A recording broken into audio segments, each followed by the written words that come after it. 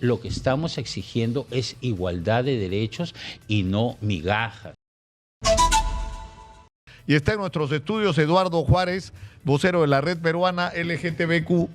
Bienvenido.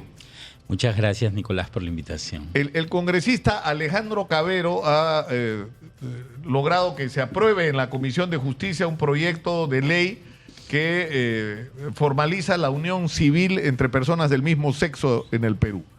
¿Qué piensan ustedes de este proyecto? ¿Qué tiene de bueno y qué tiene de malo?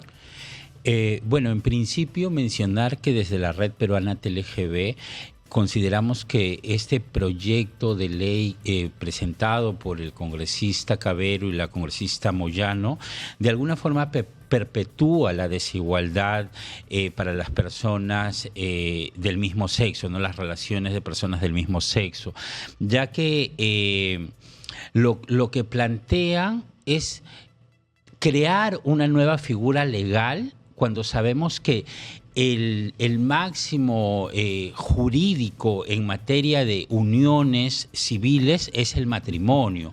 Entonces, desde nuestra postura como Red Peruana TLGB pensamos que si es que el derecho es el matrimonio y todas las personas somos iguales en dignidad y en derechos según la Constitución, pero también según la Declaración Universal de los Derechos Humanos, el Estado debería garantizar los mismos derechos por un simple principio de igualdad. El crear una figura diferente se vuelve discriminatoria. Entonces, lo que el Estado podría estar cometiendo es discriminación al inventarse, por así decirlo, figuras que en nuestra normativa no existen, ¿no?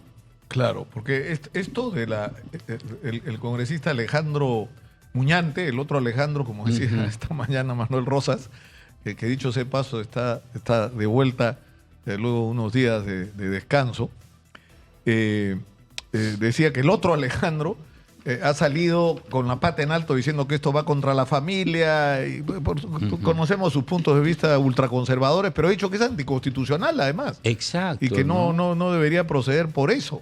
Pero desde la otra orilla de la de ustedes, ¿no es cierto? En el lado... Exacto, ¿no? Pero, ellos consideran que el ser gay es un pecado, mirado desde el punto de vista religioso, ¿no es cierto? Exacto, pero lamentablemente para su mala suerte, nosotros vivimos en un Estado laico donde las políticas públicas son para todos, los derechos son para todos y las creencias pues son personales, ¿no? Él puede creer y está en su legítimo derecho de pensar y de compartir las creencias que desee con él mismo, su familia, pero no puede imponer esto a la ciudadanía en general, ¿no? Nosotros pensamos que este proyecto de ley, si bien reconoce derechos patrimoniales y sucesorios, ¿no? Como pensión, herencia, etcétera, pero nosotros lo que exigimos es también un reconocimiento social y un reconocimiento a nuestras familias, ¿no? Familias que existen.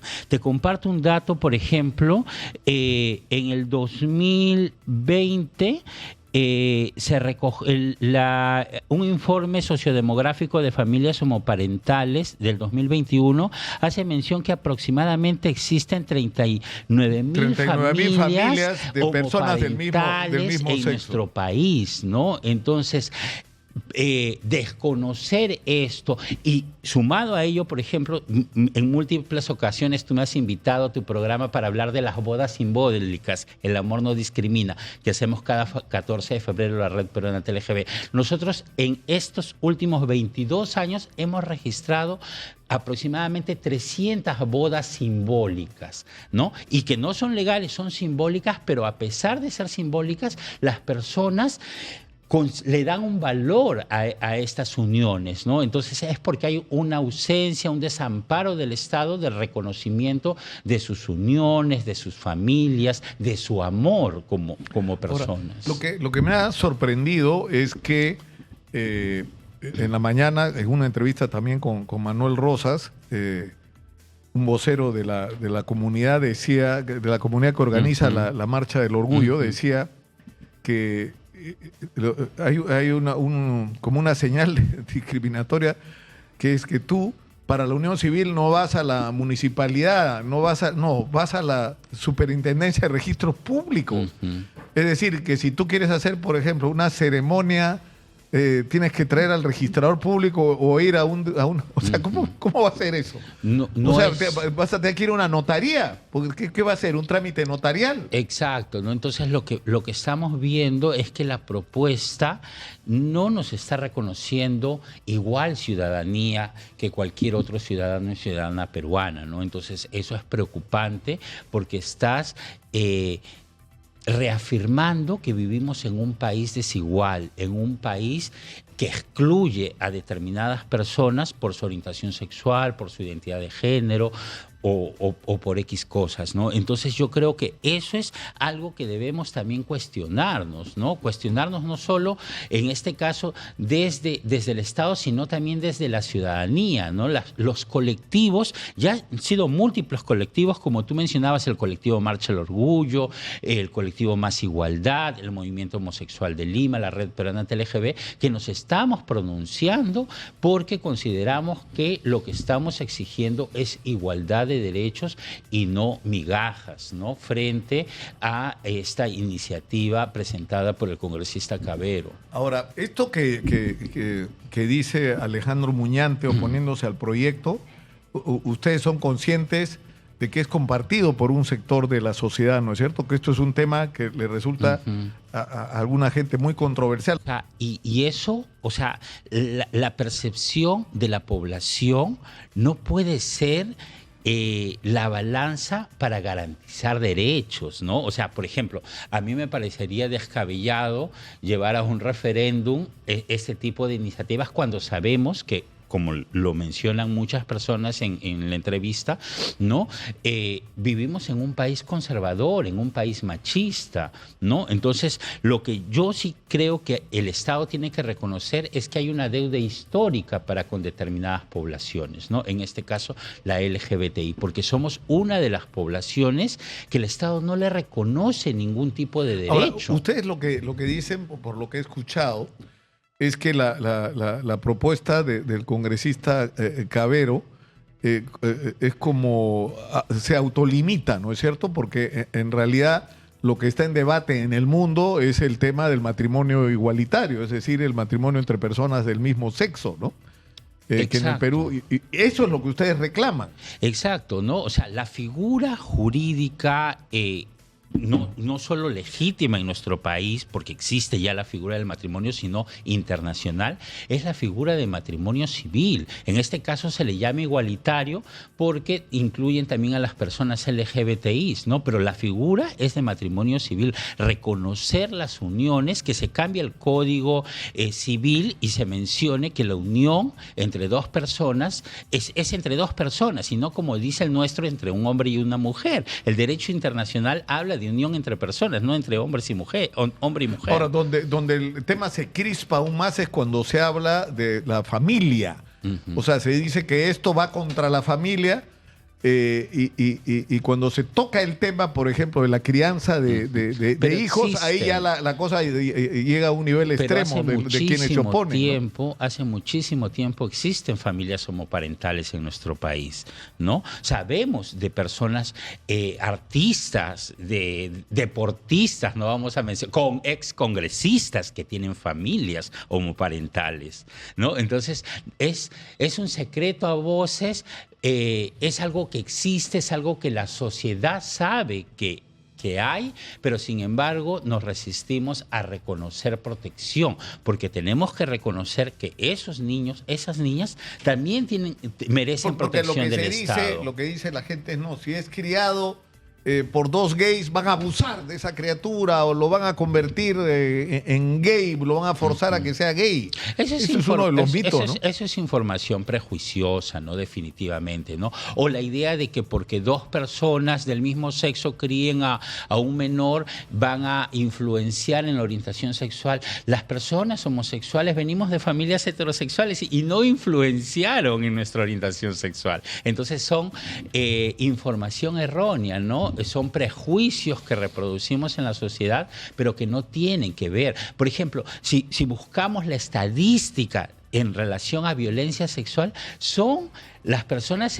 los hombres heterosexuales quienes mayormente Los depredadores en la mayor... abusan de los menores y que son de su propio entorno familiar. Entonces, eso es verdad, ¿no? O sea, la información que es brutal es que la violencia sexual contra menores ocurre lamentablemente en los espacios que deberían ser de protección, que es en la familia, en el colegio o en el entorno familiar. Y no que muchas veces son los padres, los hermanos mayores, los tíos, los primos, los abusadores, y son heterosexuales, eso es verdad, ¿no? Es decir, pero ahora, entonces, esto me parece increíble. O sea, Alejandro Cavero va a llevar esto porque ya se aprobó en la comisión, esto va a ir al pleno, en el pleno se va a dar un debate feroz entre extremos, pero ustedes no van a respaldar la iniciativa, pese a que ustedes mismos reconocen que tiene avances, es decir, el reconocer, por ejemplo, hay situaciones absurdas, hay que tomar una decisión médica sobre una persona que es pareja hace 20 años de otra, y esta persona que es su pareja no puede decidir, tomar decisiones médicas sobre esta persona o no puede heredar de esta persona con la que ha compartido una vida entera. Exacto. ¿No es cierto? No podemos desconocer, ni recibir la pensión de la persona con la que ha convivido. No podemos desconocer de que si es que este proyecto prospera, va a beneficiar a un sector LGBTI, pero no a todos, ¿no? Y esa es la preocupación mayor de nuestras organizaciones, ¿no? Lo que buscamos es una iniciativa que proteja a todos y a todas las personas LGBTI, ¿no? No solo individualmente, sino a nuestras familias, a nuestros hijos, a nuestras hijas, y este proyecto lamentablemente no ampara ello, ¿no? Entonces, esa es la preocupación, ¿no? Sí, probablemente va a ser beneficioso para un sector, pero no para todos. Ahora, yo sé que hay una controversia con respecto a hasta qué punto es una intrusión, pero va a haber un censo nacional. Y la pregunta es, ¿cuántas personas gays o lesbianas o trans hay en el Perú? Y no lo sabemos, no tenemos una cifra. ¿Cuántas parejas que están conviviendo, incluso cuántas familias, ¿no? Y probablemente tampoco haya la voluntad del Estado de incluirnos, porque en censos anteriores las organizaciones intentamos, ¿no?, que se incluya la pregunta y salieron incluso hasta con cosas descabelladas como que ya se había impreso, era gastar demasiado papel, o sea, cosas... Bueno, ahora sí hay tiempo, ¿no es cierto? Exacto, pero... Porque esa es una información relevante, ¿no es cierto? Y una forma, por ejemplo, en ese momento de como que de decir, bueno, ¿no?